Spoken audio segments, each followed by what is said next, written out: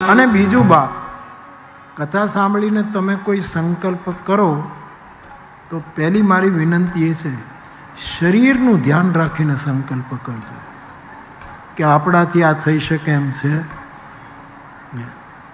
મારે Everest sir કરવું છે એવો સંકલ્પ થાય.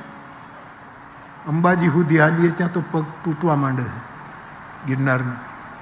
શરીરને કેન્દ્રમાં રાખીને સંકલ્પ કરવાનો કે એવરેસ્ટ ચડી જવું છે, એ શક્ય નથી. શરીર મજબૂત હોય તો સંકલ્પને બળ મળશે.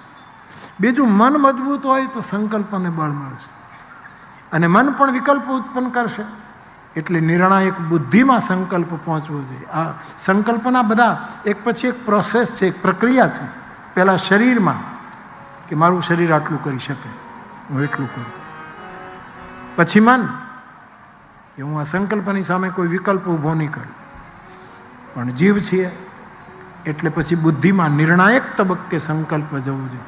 અને પછી છેલ્લે ચિત્ત સંકલ્પેન સમર્પિતમ તવ વિભુ પૂજા ગ્રહણ પ્રભુ. શંકરાચાર્ય માનસી પૂજા કરે છે ત્યારે કંઈ સંકલ્પેન, પછી સમર્પિત થઈ જવાનું, પછી ઓતપ્રોત ચિત્તમાં દ્રવીભૂત થઈ જવાનું.